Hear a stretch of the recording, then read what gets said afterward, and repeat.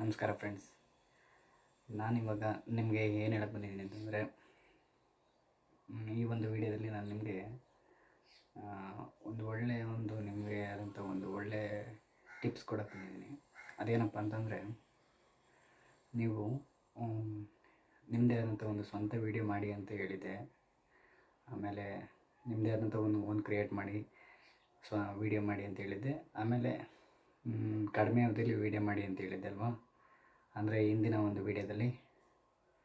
ಅದೇ ರೀತಿ ನಾನು ಈ ಒಂದು ವಿಡಿಯೋದಲ್ಲಿ ಏನು ಹೇಳಕ್ಕೆ ಬಂದಿದ್ದೀನಿ ಅಂತಂದರೆ, ನೀವು ಶಾರ್ಟ್ ಫಿಲಮ್ ಮಾಡೋದ್ರ ಮುಖಾಂತರ ನೀವು ಅರ್ನಿಂಗ್ ಮಾಡ್ಬೋದು ಅಂತ ನನ್ನ ಒಂದು ಅನಿಸಿಕೆ.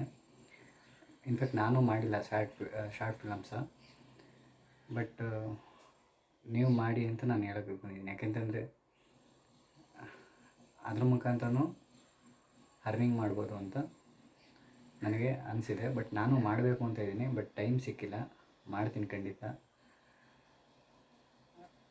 ಅದರಿಂದ ನನಗೆ ಯಾವ ವಿಷಯ ತಿಳಿದಿರುತ್ತೋ ಆ ವಿಷಯನ ನಿಮಗೆ ತಿಳಿಸೋಕ್ಕೆ ಅಂತ ನಾನು ಬಂದಿರೋದು.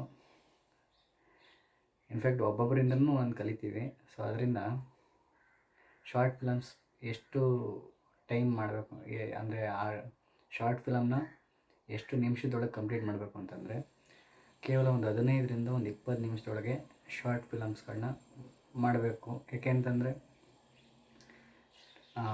ಟೈಮ್ ವೀಡಿಯೋಗಳನ್ನ, ಅಂದರೆ ನಾನು ಹಿಂದಿನ ವೀಡಿಯೋದಲ್ಲಿ ಹೇಳಿದ್ದೀನಿ, ಜಾಸ್ತಿ ಟೈಮ್ ವೀಡಿಯೋ ನಾವು ಅಂದರೆ ಯೂಟ್ಯೂಬ್ಗೆ ಹಾಕಿದಷ್ಟು ವೀಕ್ಷಕರು ನಮ್ಮ ವೀಡಿಯೋಗಳನ್ನ ನೋಡೋಕ್ಕೆ ಇಷ್ಟಪಡಲ್ಲ. ಯಾಕೆಂತಂದರೆ ಅವ್ರಿಗೆ ಟೈಮ್ ಅನ್ನೋದು